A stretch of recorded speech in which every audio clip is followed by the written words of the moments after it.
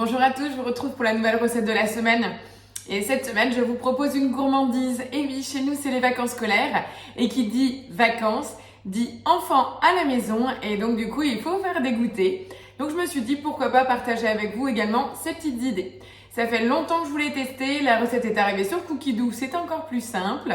Elle est réalisable quel que soit le modèle de Thermomix que vous possédez. TM31, TM5 ou TM6. Pas de jaloux pour les gourmands. On va faire tout simplement des chocolats liégeois. Qui enfant n'a pas adoré manger ce petit pot, décapsuler le petit tubercule doré pour atteindre la chantilly et la crème au chocolat. Vieux souvenirs d'enfance, vacances, tout y est.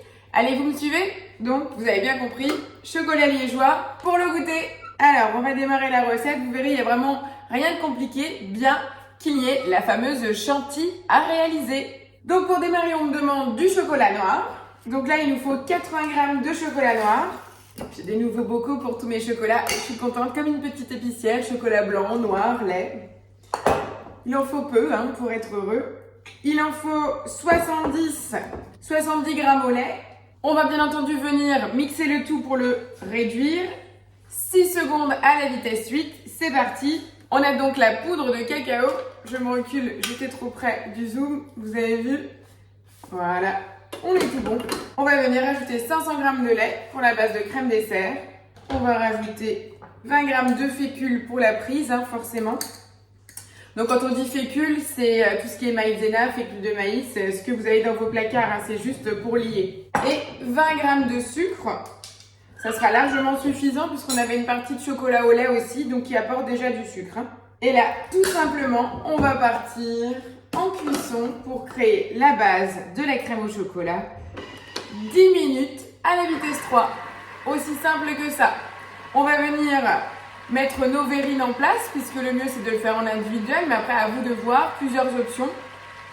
Soit des toutes petites verrines comme celle-ci, ou alors vous pouvez aussi avoir des petits pots comme des mini le parfait avec des petits crochets, à voir ce que vous avez dans vos placards. Dans tous les cas, on est bien d'accord, le fait maison avec la crème chantilly dessus ne pourra pas se conserver comme les produits industriels, mais ça je pense que vous le savez déjà. Donc là, ça sera vraiment à consommer dans les 2 jours. Ou alors vous avez des pots à couvercle, parce que attention, la chantilly, il faut bien pouvoir la couvrir parce qu'elle prend toutes les odeurs du réfrigérateur. Voilà, donc là on va laisser tout simplement chauffer notre crème chocolat pendant 10 minutes à 90 degrés, il n'y aura pas d'ébullition. Une fois qu'elle s'est bien prise, on va la répartir dans les verrines. On va laisser refroidir tranquillement, nettoyer notre bol et redémarrer avec un bol propre et sec pour la fameuse chantilly. A tout de suite. Et voilà, les 10 minutes de chauffe pour la crème au chocolat viennent de se finir. Elle est prête. Alors pour l'instant, elle peut vous paraître encore liquide, mais ça je pense que vous le savez, c'est le temps que ça refroidisse comme une crème pâtissière ou autre que ça fige un peu plus. Donc là, je viens répartir. Donc dans la recette, c'est pour 4 verrines. Moi, j'ai fait des plus petits. Je sais qu'on aime bien une petite touche sucrée en fin de repas ou au goûter, mais pas trop gros. Donc, je préfère faire des petits. Puis comme on est 3, si j'en fais 6, ça en fait 2 pour 2 fois plus de gourmandise. Et voilà, mes 6 petites verrines sont prêtes. Elles sont là, toutes chaudes. Donc là, ce que je vous conseille, c'est d'attendre encore quelques minutes pour qu'elles retombent en température. Vous les posez au réfrigérateur une bonne heure pour que ça refroidisse. Et après, on se retrouve tout simplement pour faire la chantilly de déco sur le dessus avec la petite touche de cacao. Allez, à tout de suite après le refroidissement. Voilà, donc je vous retrouve pour la dernière étape, la fameuse chantilly sur nos chocolats liégeois. Les petites crèmes ont maintenant refroidi et figé. Pendant ce temps, qu'est-ce que j'ai fait? J'ai préparé ma poche à douille dans le panier de cuisson. Déjà, pour préparer, j'ai une petite corne. Et là, je vais tout simplement continuer la recette. Il nous faut du sucre glace, la crème fraîche et de la mascarpone, 65 g. Alors, je vais venir mettre mon fouet dans le bol. Donc, pensez bien à prendre de la crème à 32% minimum. Et là, je vais mettre 130 g.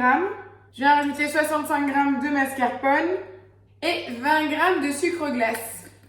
Pourquoi le sucre glace? Tout simplement pour qu'on n'ait pas un côté granuleux sous la dent. Là, j'en ai eu juste quelques grammes de plus, vous l'avez vu, mais c'est pas grave. Et on va mélanger 2 minutes à la vitesse 3. Alors pour les 2 minutes, ça reste quand même très aléatoire, je précise quand même, parce qu'on a souvent tendance à se dire hop, on le met en route et on regarde plus. Ce qui est quand même la principale particularité de la cuisson au Thermomix. À part que là, sur la chantilly, c'est aléatoire en fonction de la crème. La mascarpone modifie aussi la texture. Donc restez à côté, on entend déjà au niveau du bruit de l'oreille que ça prend. Donc restez à côté, vous pouvez retirer le gobelet et vous pouvez regarder en fait la prise de votre chantilly. Regardez au bout des 2 minutes, elle est prise, mais j'aimerais bien la prendre un tout petit peu plus. Donc je vais tout simplement rajouter du temps. Là je vais remettre, 40 secondes parce que là de toute façon clairement c'est juste à l'œil. Donc je vais regarder comment ça prend. Parce que sur la paroi du bol, on voit que c'est vraiment très pris et à l'intérieur un tout petit peu plus liquide. Donc je veux juste voir si en mettant encore 30 secondes de plus, j'arrive à avoir quelque chose de plus ferme. Donc là c'est vraiment vous, selon la texture, est-ce que vous avez envie de gérer. Voilà, là on a quelque chose de nettement plus ferme au visuel. Donc moi ça me convient mieux. Là vous voyez, ils vous disent bien de transvaser dans la poche à douille. Donc là on est prêt, là ça me convient. Je sais que ça va tenir. J'ai une belle chantilly. Et là, j'arrête. Voilà, là, le panier, j'en ai plus besoin. Je vais venir pousser avec ma corne, ma chantilly au bas de la poche. Plus vous prenez le temps de pousser la matière vers le bas avant de commencer à presser, ça vous évitera d'avoir des bulles d'air. Et là, au moins, vous n'aurez pas de gaspille.